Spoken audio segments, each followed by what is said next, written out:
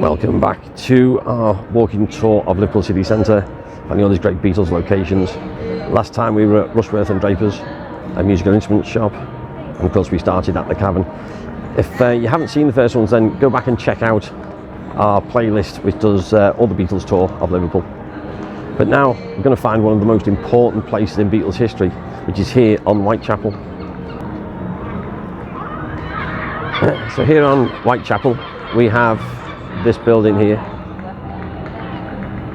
Now sadly it is not the original.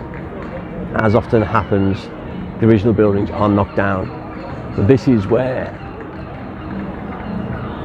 there was a shop called NEMS. And if you know your Beatles history, you will know that NEMS was the shop that Brian Epstein managed, and this is where it was situated. And this had the biggest record department in the basement. And of course the Beatles and all the other young people were regular visitors here, getting their records. And this is where, after all the fans came asking for the record by the Beatles, which was My Bonnie, which had been recorded out in Hamburg in 1961.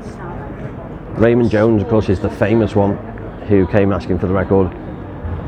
Via Alistair Taylor, they ordered some copies into NEMS, and once Brian advertised it for sale, they sold out. They got more, they sold out. So Brian was fascinated. He's like, who is this local group called the Beatles who can sell records?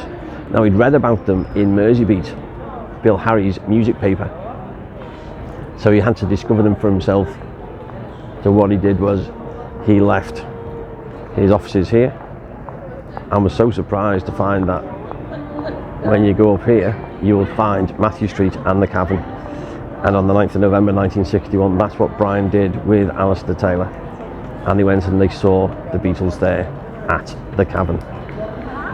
He was so fascinated by them, he decided he was going to be their manager. That changed absolutely everything.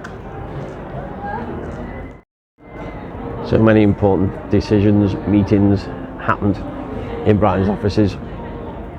This is where the Beatles signed their management contracts, which of course Brian didn't sign the original, because he wanted them to have a get out clause so they could walk away if he failed as a manager to get a record deal. And of course this is where Pete Best was brought in and was told that he was no longer a part of the Beatles. Now this will be subject for another video in the future, but Brian Epstein did not sack Pete Best.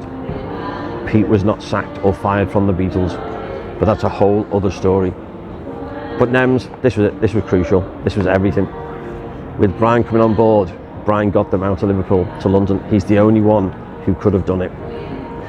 So even though it's not the original building, if you're in Liverpool and you're in Whitechapel, come here to the building which is now occupied by Next, and yeah, give a nod to Brian Epstein.